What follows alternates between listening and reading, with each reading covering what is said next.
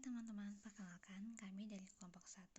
Hari ini kami akan mempresentasikan tentang produk kami yaitu Wonder Time. Tapi sebelum itu saya akan memperkenalkan tentang anggota kelompok kami.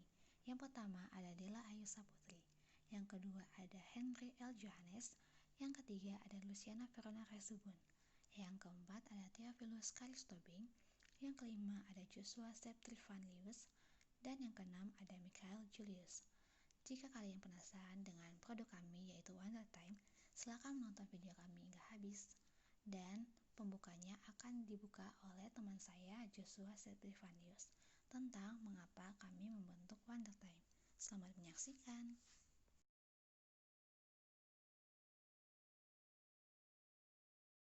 Latar belakang.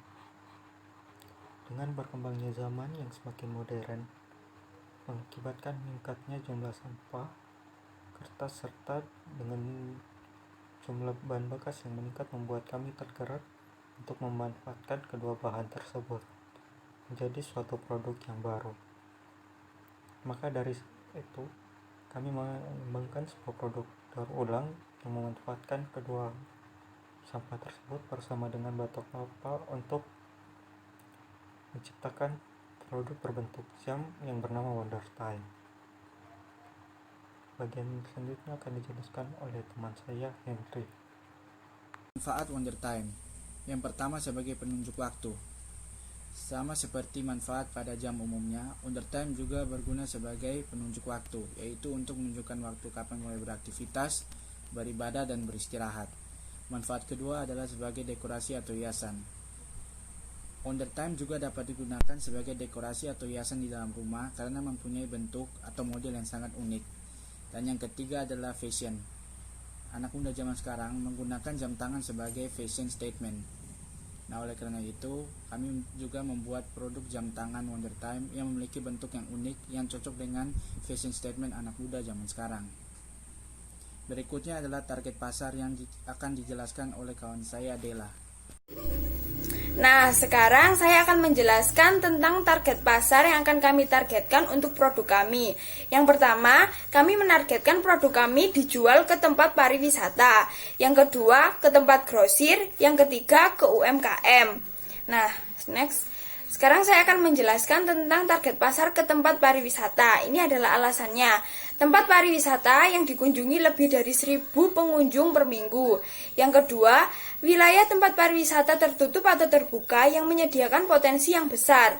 Yang ketiga, pengunjung berusia 14 sampai lansia menyukai produk kontemporer atau perpaduan klasik modern. Yang keempat, khusus wilayah pariwisata alam seperti pantai dan pegunungan, stok disediakan dalam jumlah 3/4 dari jumlah di tempat wisata pada umumnya.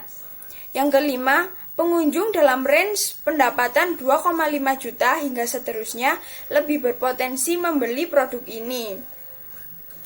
Next.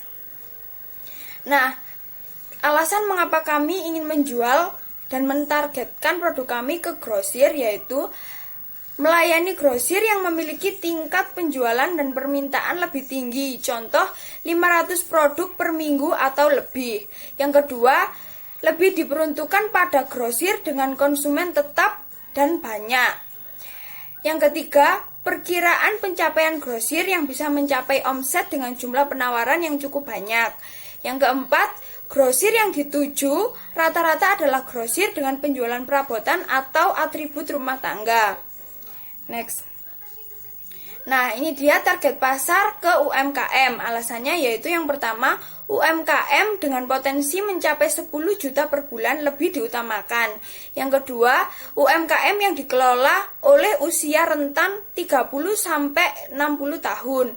Yang ketiga, UMKM yang inovatif dan kreatif. Next. Nah, sekarang ini strategi penjualan dan pemasaran yang akan kami gunakan, yaitu yang pertama, membuat produk atau barang ketika ada permintaan.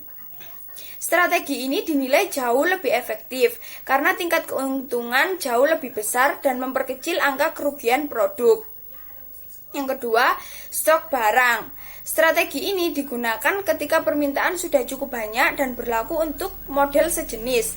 Stok barang tidak akan melebihi 30 buah untuk toko kecil, serta tidak melebihi 75 buah untuk toko besar. Yang ketiga, penjualan dapat diterapkan di dalam kegiatan lingkungan masyarakat seperti arisan, jalan sehat, bedol kampung, dan sebagainya. Yang keempat, produk ini ditawarkan melalui media online seperti paid promote atau media sosial yang lainnya. Yang kelima, jika dana sudah cukup besar dan dirasa cukup untuk mengadakan basar atau pameran, maka basar dan pameran juga bisa menjadi alternatif yang baik untuk memperkenalkan produk kami ke lingkungan luar. Campurkan bubur kertas tersebut dengan lem Raja Wali yang sudah kita siapkan. Setelah itu kita aduk ulang dengan tangan agar mencampur merata seperti itu. Kemudian setelah kita siapkan adonan bubur kertas tadi yang sudah dilem Raja Wali, maka kita harus diamkan terlebih dahulu maupun kita keringkan dengan hair dryer agar kadar airnya juga berkurang. Kemudian sambil menunggu kering, kita bisa menyambi memotong batok kelapa berbentuk angka. Ketika batok kelapa tersebut sudah dipotong menjadi angka, kita bisa pernis maupun pletur. Kemudian kita bisa cat coklat seperti itu. Kemudian setelah kita pernis ataupun kita pletur, kita bisa ambil kembali bubur kertas yang tadi sudah kita keringkan dan kita siapkan wadah. Wadah tersebut atau dasarannya kita bisa menggunakan triplek maupun papan kayu. Jika Anda ingin menggunakan papan kayu, maka Anda harus menyiapkan papan kayu setebal kurang lebih 1 hingga 1,5 cm. Hal ini supaya ketika nanti papan kayu tersebut menerima kertas yang tadi sudah dilem Raja Wali, ini supaya pondasi nanti untuk jamnya tidak cepat rusak atau tidak gampang ketika jatuh tidak gampang hancur seperti itu. Setelah itu ketika sudah selesai, maka kita tuangkan bubur tersebut di atas pondasi papan kayu yang tadi kita sudah siapkan. Sebelum kita tuangkan adonan yang sudah jadi tadi, kita oles dulu papan kayunya dengan lem Raja Wali. Setelah lem Raja Wali tersebut sudah kita oles, barulah kita boleh menaruh bubur kertas yang sudah kita keringkan tadi. Setelah itu kita pipihkan dan kemudian kita harus oles lagi dengan lem Raja Wali agar semakin menempel di papan kayu tersebut. Setelah itu kita diamkan lagi. Kemudian seperti yang tadi sudah kita potong, yaitu seperti angka. Nah, ini sudah mulai bisa kita tempelkan, ya, sudah bisa kita tempelkan di papan kayu yang sudah kita tambahkan bubur kertas tadi. Supaya apa? Untuk mengecek kenapa kita mesin jam ini supaya ketika kita tempelkan angkanya ini sudah langsung menempel, langsung menancapkan jarum jamnya. Ketika sudah menempel, barulah kita kita coba lagi agar angka jam yang dan kertas tersebut lagi menyatu seperti itu. Kemudian ketika sudah bersatu, maka kita harus keringkan lagi, maka teman-teman bisa memasangkan langsung bambu yang tadi kayu seperti itu. Sudah jadikan jarum jam, sudah diamkan di mesin jam. Kemudian kita bisa setel ketika kita sudah keringkan dengan hair dryer kurang lebih 1 jam. Kemudian jarum jam tersebut sudah bisa kita oles dengan cat. Bisa catnya berwarna apapun yang bisa atur itu sudah benar. Jelas. Tapi jika itu masih berputar ke kanan, maka teman-teman harus cek lagi mesin jamnya apakah kita salah setting atau bagaimana seperti itu. Tetapi jika sudah tepat, maka teman-teman sudah bisa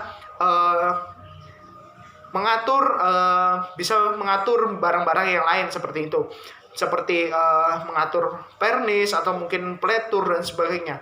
Nah, kemudian karena jarum jam sudah selesai, kemudian mesin jam sudah aman, kemudian kita ambil lagi pondasi jamnya tersebut. Setelah kita ambil pondasi jamnya tersebut yang sudah benar-benar kering, barulah teman-teman bisa pasang mesin jam.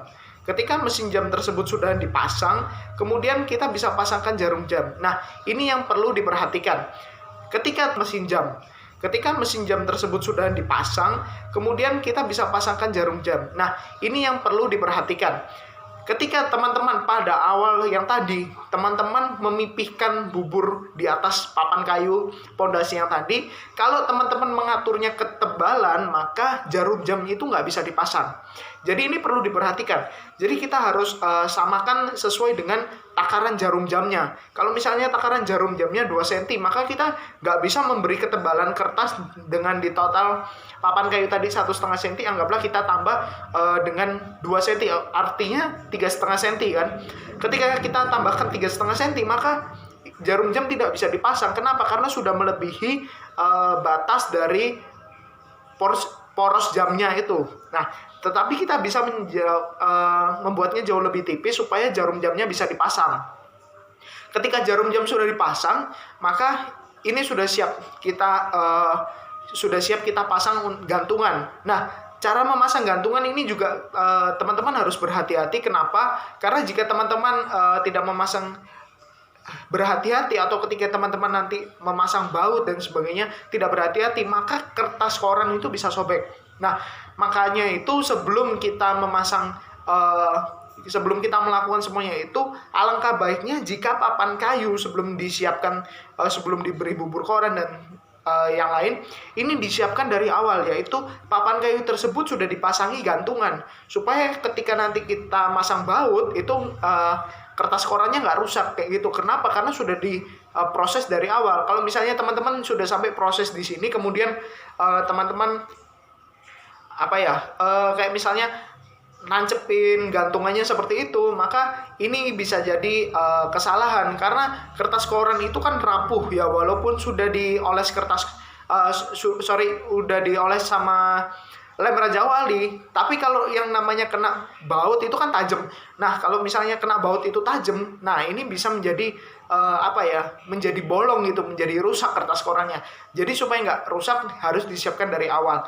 Nah, setelah itu ketika semua sudah siap dengan pondasi papan kayu, kemudian dengan kertas koran, kemudian dengan bambu, dengan batok kelapa sudah siap, sudah dicat juga, maka teman-teman bisa tambahkan lagi lem ya, supaya ketika ini sudah berwarna coklat, maka teman-teman bisa tambahkan lem lagi supaya warnanya nggak cepat pudar seperti itu. Mungkin itu beberapa langkah cara pembuatan Wonder Time untuk jam dinding. Perkenalkan, nama saya Theophilus Aristobing. Pada kesempatan kali ini saya akan membahas mengenai harga per produk dan juga margin laba yang akan kami dapat berdasarkan dari harga jual yang sudah kami berikan. Yang pertama, untuk Wonder Time berbentuk jam dinding, kami akan menjualnya dengan harga 75.000 per produk. Berdasarkan analisis kami, dengan dibagikan dengan semua pengeluaran, maka kami bisa mendapatkan laba itu di sekitaran 1 bulan setelah kami berhasil menjual 125 produk di bulan tersebut. Nah, jadi maksudnya begini, jika kelompok kami bisa menjual 125 produk dalam 1 bulan, maka sisanya akan sudah menjadi untung dari produk yang kami jual. Dan untuk sekitaran margin laba yang sudah kami hitung itu sekitar kami akan mendapat 30.000 sampai 40.000 per produk, terhitung setelah penjualan ke 125. Itu artinya mulai dari penjualan ke 126 dan seterusnya, kelompok kami akan mendapatkan laba per produk itu sekitar 30.000 hingga 40.000 per produk. Sekian dan terima kasih.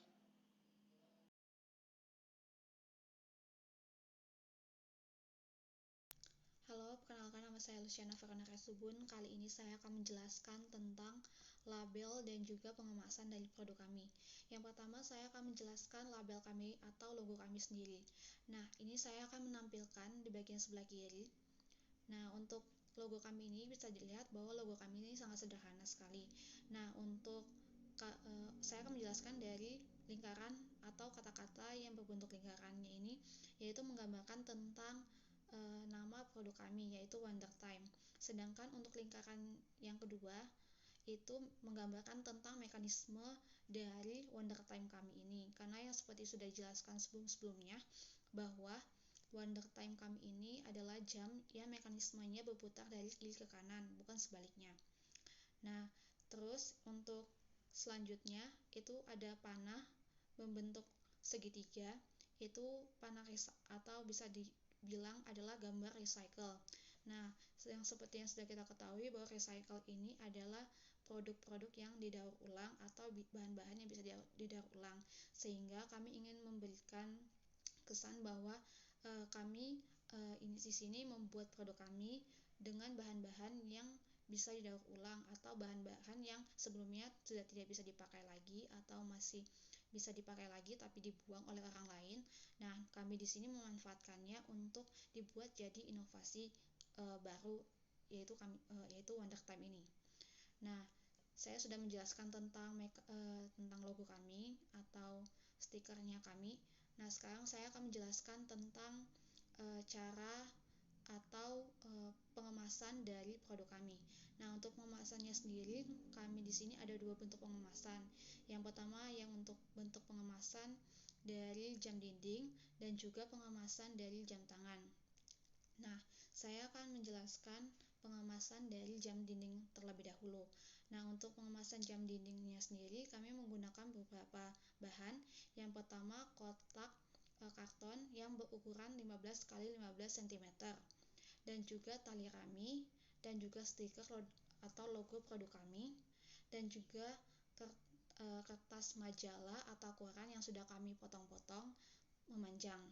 Nah, untuk pengemasannya produk kami sendiri, pertama untuk kartonnya sendiri akan kami alasi dengan kertas majalah atau kertas koran yang sudah kami potong-potong sehingga menjadi tatakan yang menjaga produk kami ini tidak ada guncangan dari atau tidak terkena guncangan terlalu besar dari luar.